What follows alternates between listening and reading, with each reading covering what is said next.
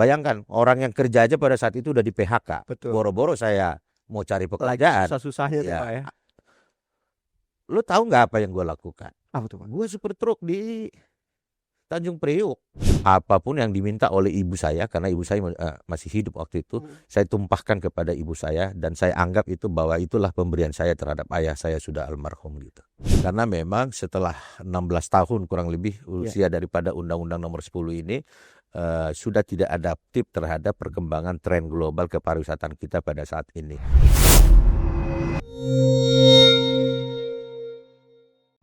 Salam Pro 3 Siniar, Danang Sundoro kali ini hadir bukan ngomongin tentang olahraga guys, tetapi ngomongin tentang sosok anggota DPR. Walah, siapa ini? Puan Maharani kah? Komisi 7 kah? Atau Komisi 1? Itu komisi-komisi yang membawahi DPR guys. Danang Sundoro di kesempatan hari ini bangga karena kehadiran orang nomor 2, dikoreksi biarin kalau gue diomelin gak apa-apa. Orang nomor 2 Komisi 7 DPR RI, Bapak Lamhot Sinaga. Betul, tepuk tangan loh. Aduh, gimana Pak? Sehat selalu Pak. Karena kondisinya selamat sore, selamat siang lah. Pokoknya yang Bapak harus sehat selalu. Pak Lamhot Sinaga. Terima kasih. Aktivis Kristen Indonesia.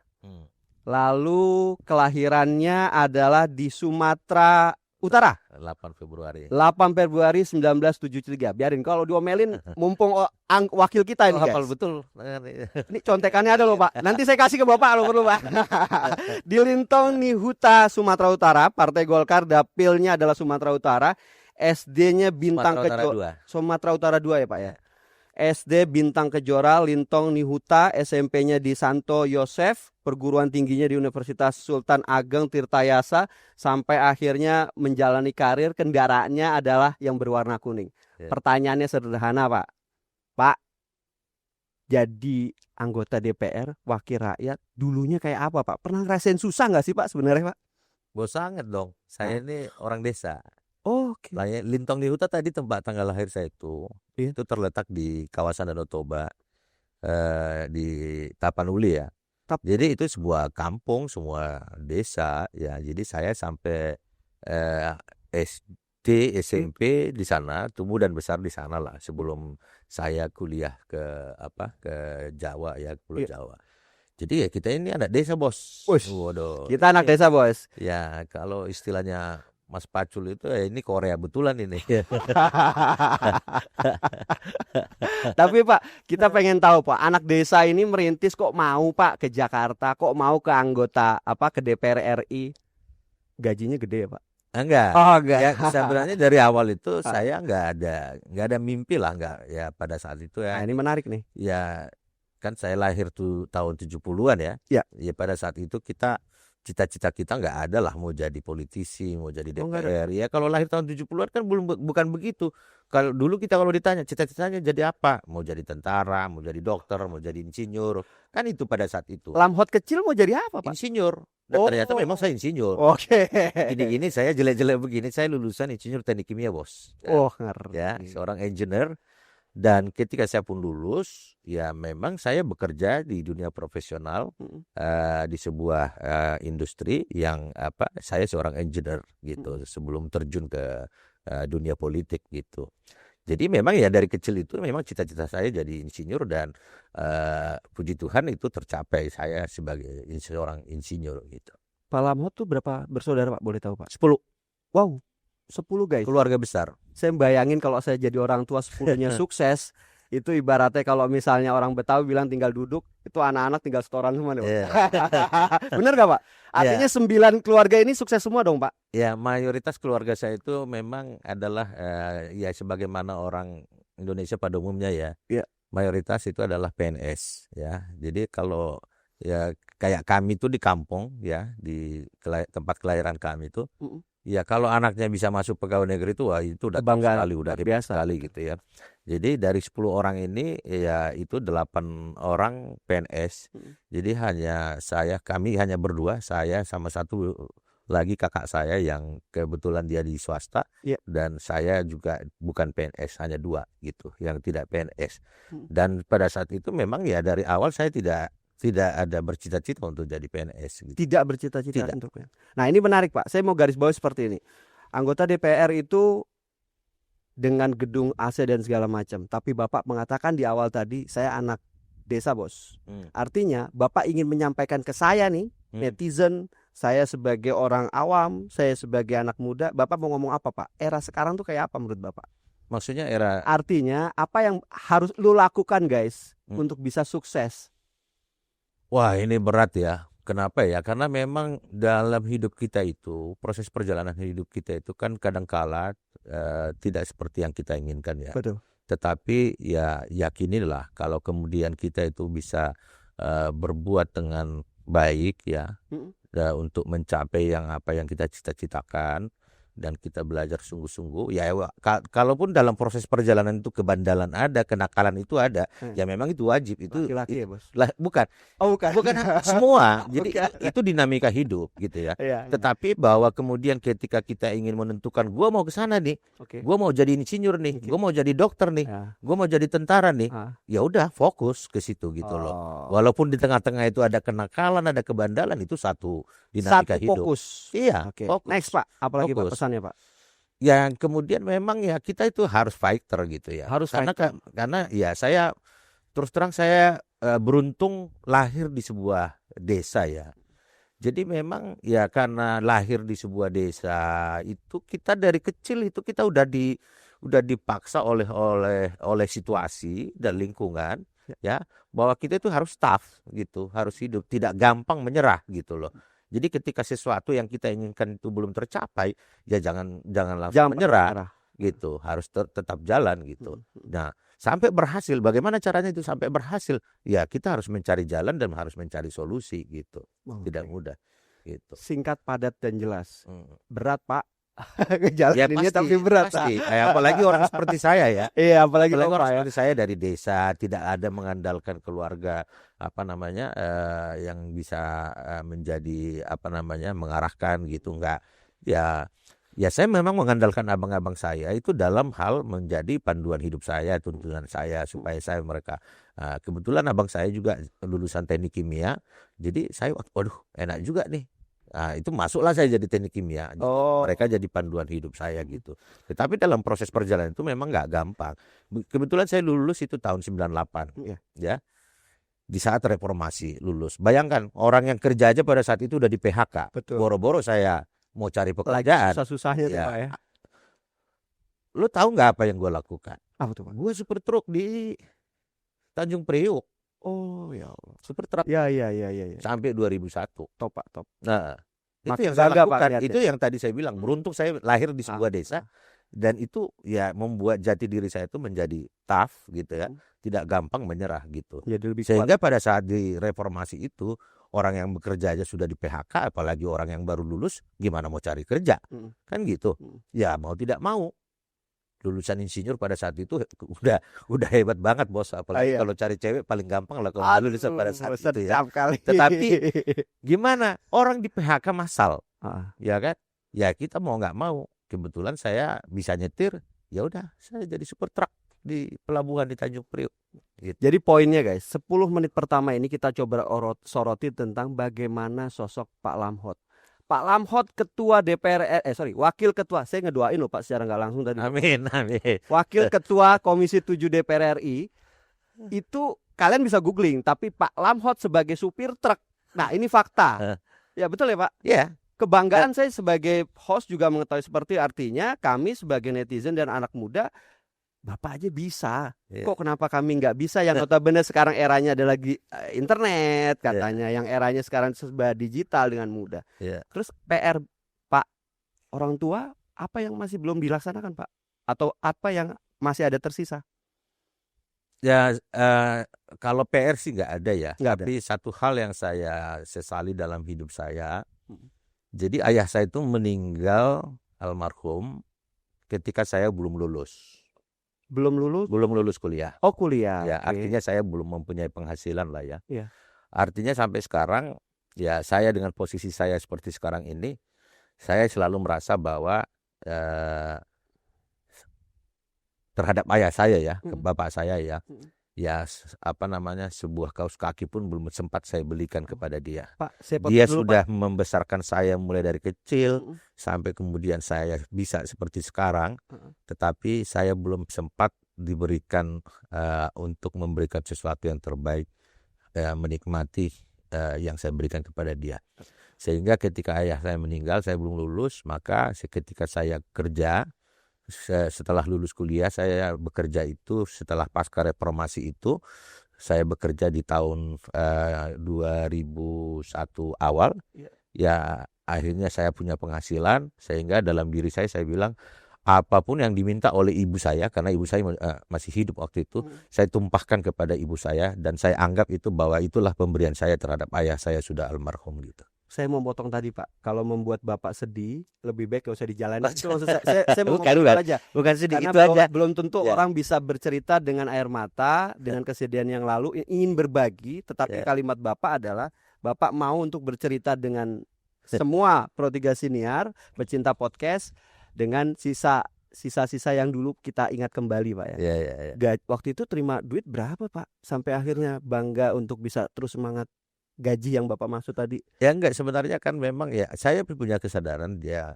ayah Bapak itu kan yang sudah membesarkan kita, Iya. menyekolahkan kita. Iya. Ya, ini kan bukan berapa uang yang dihasilkan, tetapi dalam proses pertumbuhan itu kan ya memang bapak kita itulah dan ibu kita lah yang mengajari kita, Iya. sehingga kita bisa menempuh posisi seperti posisi kita yang sekarang ini. Itu yang paling penting bagi saya ya. Baik. Sehingga tapi untuk menutupi itu, maka waktu ibu saya juga sudah almarhum tahun 2016. Tapi untuk menutupi itu akhirnya ya saya apapun yang membuat ibu saya senang, membuat ibu saya bangga, yaitu saya lakukan. Saya anggap itulah untuk cara saya bahwa kalau saya berikan kepada ibu berarti saya sudah memberikan kepada ayah saya yang sudah almarhum gitu loh. Luar biasa. Itulah kira-kira ininya. Top, Pak. Itu. Cerita Bapak sangat menginspirasi. Ini udah jalan 10 menitan aja hampir seperti itu, Pak, kondisinya. Pak, agak aus, Pak. Kita minum, Pak. Ini jangan dibuat sia-sia nih, Pak. Waduh, ini gelasnya Pro3 nih. Waduh. Agak merek ya, Pak. Ini boleh dibawa pulang nggak nih? Boleh, Pak. Pro3 Siniar Komisi 7, Pak. Nembak kapan lagi nembak pimpinan ya, guys. Boleh diminum, Pak. Tapi sambil kita ngobrol ya, Pak. Ya. Artinya Bapak dengan cerita Bapak yang tadi bahasanya saya nggak bilang kelam, tetapi itu menjadi pemacu kami. Iya. Anak-anak muda yang ingin seperti Bapak. Apa harus, pertanyaannya sederhana, Pak? Apa harus dengan kendaraan partai politik Golkar sampai akhirnya Bapak bisa harus naik ke atas? Oh, jadi sebenarnya 98 itu saya juga aktivis ya. Ya. Saya dulu pada saat itu saya menjadi ketua umum FKMB, Forum Komunikasi Mahasiswa Banten. Ya. Jadi saya waktu itu membawa 5.000 orang dengan membajak kereta api dari Banten turun di Palmerah yang sampai bisa menerobos ke DPR pada saat itu ya. Jadi saya dulu ketua umum FKMB ya, dan itu yang diingat oleh teman-teman di Banten itu saya sebagai ini, dan saya sekarang ini juga menjadi ketua umum alumni Universitas Sultan Ageng Tirtayasa. Jadi ya. Bapak mendudukin tahun 98 tuh 98. DPR. Pertanyaannya kualat atau bukan tuh, Pak? Oh bukan. Ngerti kan pertanyaannya, guys? Dulu saya datang ke DPR, demonstrasi segala macam, membawa aspirasi, tapi saya sekatiri duduk di DPR, gitu kan, Pak? Menerobos. Jadi menerobos. Pada saat itu sekarang menjadi teman juga di DPR, Kolonel Sturman Panjaitan. Mereka dia waktu itu dia kalau nggak salah kolonel, dialah marinir yang menghalau mahasiswa gitu. Sekarang dia jadi anggota DPR di Balik sekarang, yang udah pensiunan dari Jenderal Sturman Panjaitan di ini. Nah, yang gitu. Nah, dalam perjalanan hidup itu memang kebetulan saya ini ya namanya zaman Orde Baru ya, semua di Republik ini kan juga orang Golkar ya. Nah, bapak saya itu adalah ketua Kosgoro di Tapanuli, Tapanuli Utara.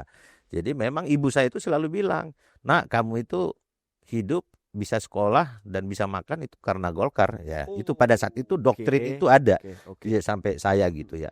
Tetapi juga jiwa aktivis saya juga tetap jalan gitu ya, Ya. sebagaimana bahwa pada saat itu kita ingin menumbangkan Orde Baru pada saat itu ya. Oh. Ada ya sampai 21 Mei 1998 itu turun Soeharto itu ya saya memang salah satu juga yang menggerakkan khususnya teman-teman mahasiswa dari Banten, IAIN, semua saya Oh. gerakkan saya ketua umumnya pada saat itu forum.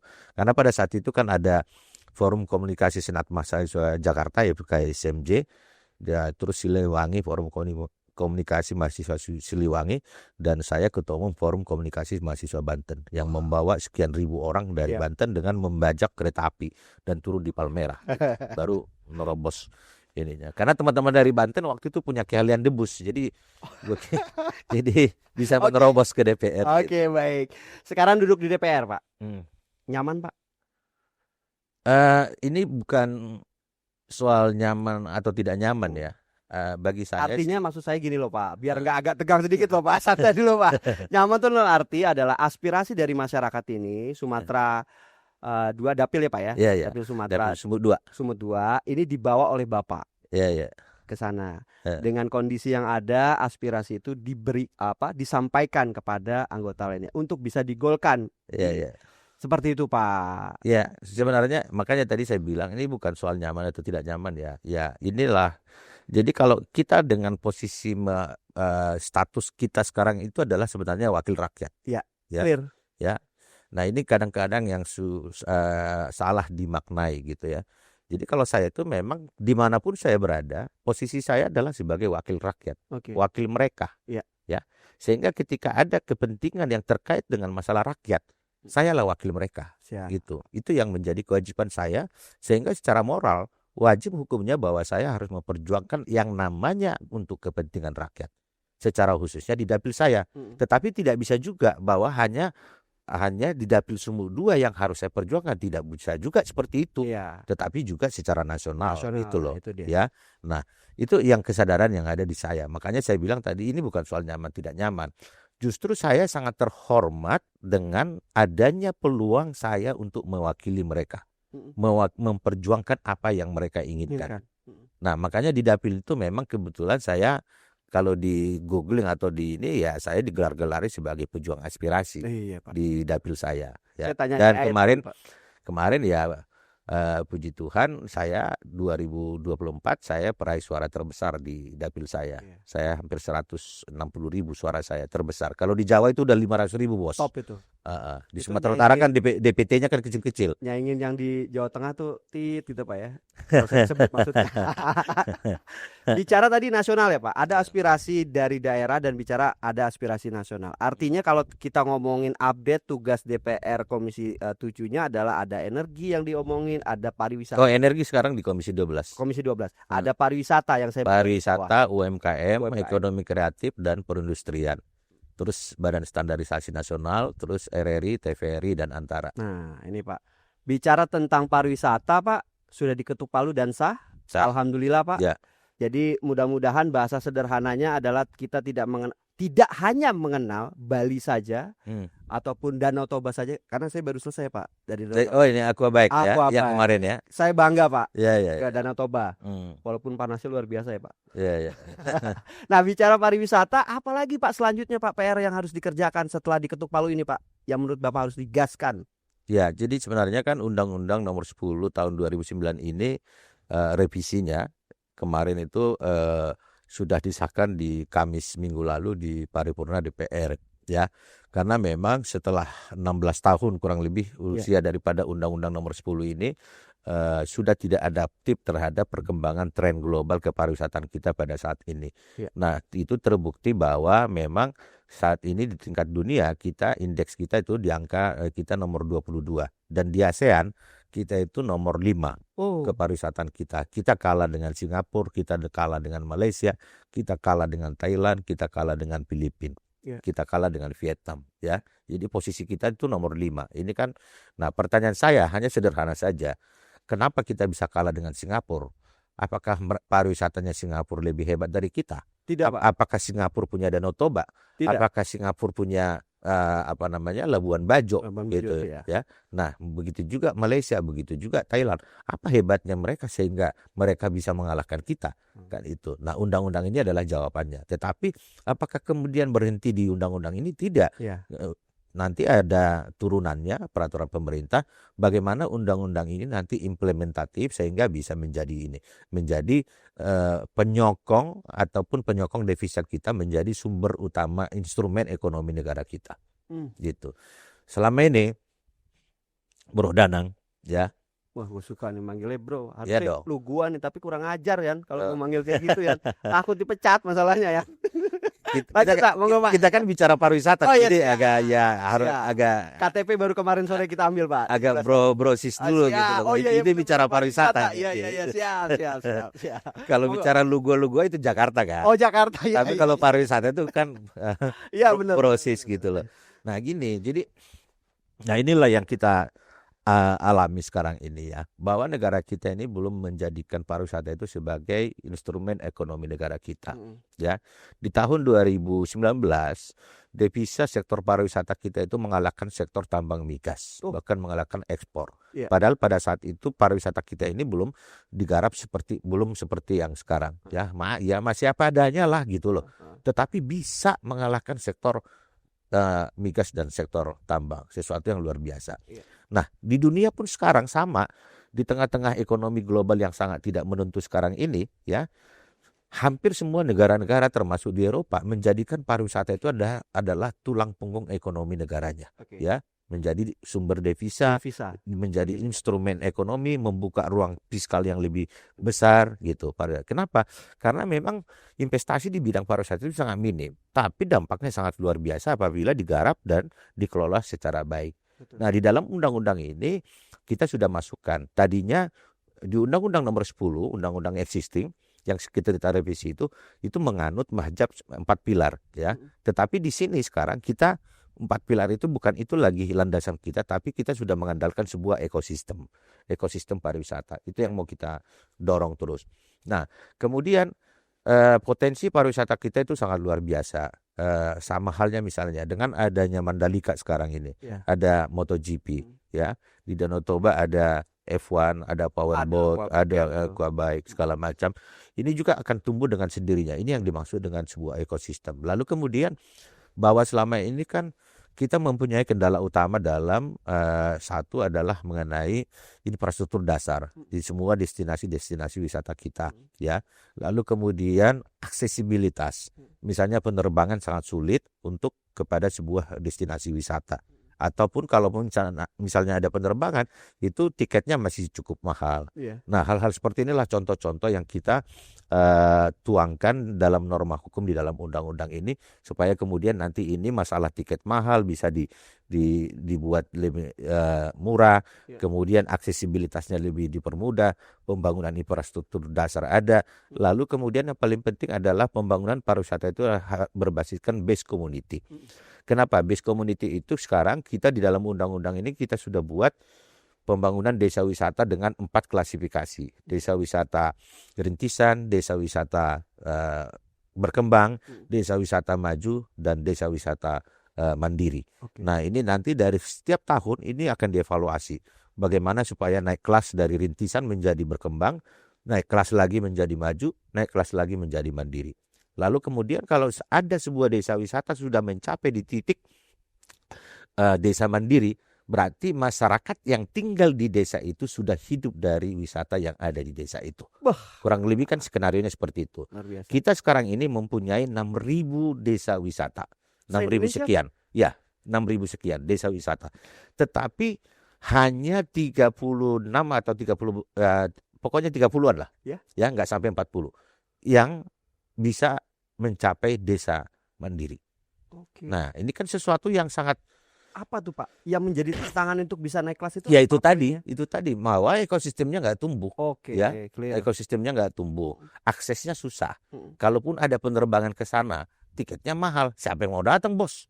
Kalau tiket mahal, ya. Nah, seperti sekarang Danau Toba ditetapkan sebagai super prioritas.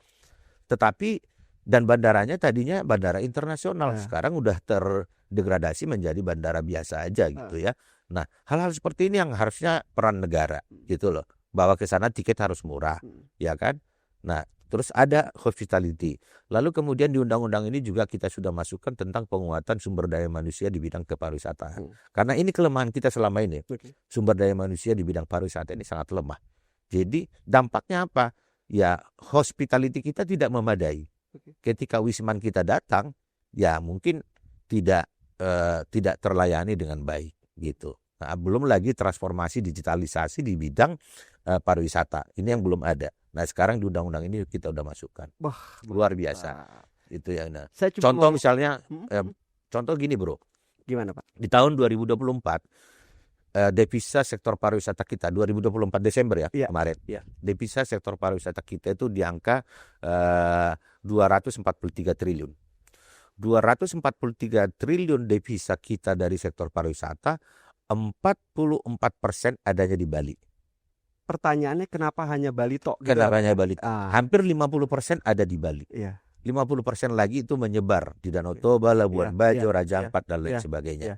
Nah, dengan undang-undang ini nanti maka juga kita dorong adanya sebuah pemerataan. Oke. Jadi Siap. tidak lagi hanya di Bali, ya. Kan sudah ada potensi-potensi wisata lain yang bisa kita kembangkan dan kita tumbuhkan secara bersama-sama. Gitu. Saya cuma mau ngomong gini, guys. Di kesempatan Pro 3 Siniar kali ini Aku minum dulu ya. ada, mantap, Pak. Itu saya berasa seperti berbicara dengan bukan hanya anggota DPR, tapi Menteri Pariwisata dan Budaya. Ini agak repot ini. Apa dosen, saya mengenali kayak gitu dosen aja. Ini Karena panjang lebar ya, Dan. Panjang lebar ya cerita tentang pariwisata, clear gitu loh. Artinya ini PR yang ingin digolkan bukan hanya tentang Danau Toba, bukan hanya tentang tanah kelahiran. Betul ya, Pak? ya. Artinya ada Bali di sana, ada juga Danau Toba, ada Mandalika yang tadi sudah dijadikan Labuan contoh. Bajo. Labuan Bajo juga. Raja Nah, ini Ampat. menjadi PR bagi kita semua sebenarnya, bukan bronya. Bro Saya mau ngomong agak takut lah saya. Tapi Pak, clear Pak. Artinya ini menjadi PR bersama. Iya. Setelah undang-undang ini diketuk. Terakhir Pak, buat kami, saya, netizen semua, anak-anak muda Pak, milenial. Iya, iya. Ngomongin tentang pariwisata, apa kata kunci yang ingin Bapak sampaikan? Ya. 1 menit cukup. Ya,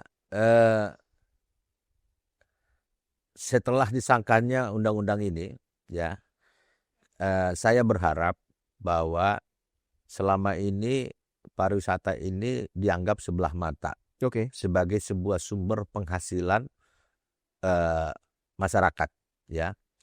Tetapi yang ingin saya katakan adalah jika ada, khususnya bagi teman-teman kita sekarang ini yang fresh graduate baru lulus ya, bahwa penghasilan utama dari sektor pariwisata ini sangat dahsyat sekali, sangat besar sekali, ya.